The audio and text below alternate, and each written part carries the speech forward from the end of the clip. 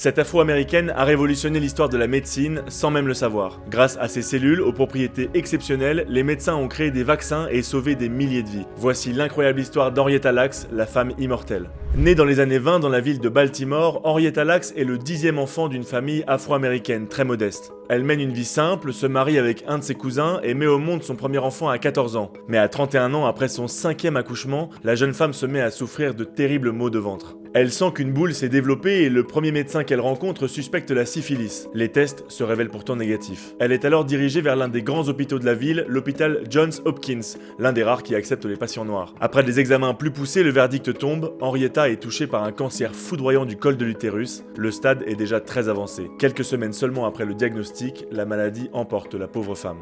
Alors l'histoire aurait pu s'arrêter là, mais un détail va tout changer. Quelques jours avant sa mort, l'un des médecins, intrigué par la nature extrêmement virulente de la tumeur, a prélevé quelques cellules cancéreuses afin de les étudier. Il faut savoir qu'à ce moment-là, dans les années 50, la médecine se développe très vite. Des scientifiques tentent partout dans le monde de créer de nouveaux médicaments et vaccins, et pour tester ces traitements, il faut des cultures de cellules qui servent un peu de cobaye. Le problème, c'est qu'une cellule humaine, en dehors d'un corps vivant, elle ne se reproduit que très peu et surtout elle meurt en quelques jours. Les cellules sont donc une denrée très rare. Alors quand le docteur George Otto Jay se penche sur l'échantillon de cellules d'Henrietta, il hallucine. Non seulement les cellules se reproduisent extrêmement vite, mais surtout elles ne meurent jamais. Bientôt, les quelques cellules prélevées sont des centaines, puis des milliers, puis des millions. Rapidement, les cellules d'Henrietta font le tour du monde, tous les scientifiques les utilisent, elles servent à développer le vaccin contre la polio, mais jouent aussi un rôle dans la recherche contre le VIH, la leucémie ou encore la maladie de Parkinson. Sans le savoir, la jeune femme vient de faire entrer la médecine dans une nouvelle ère. Et ces cellules miraculeuses ont un nom, les cellules ELA, comme Henrietta Lacks. Mais cette belle histoire comporte aussi une face sombre. Jusqu'aux années 70, la famille Lacks ne connaît rien du formidable destin posthume d'Henrietta. Pire, on a depuis découvert que le prélèvement de cellules réalisé sur la femme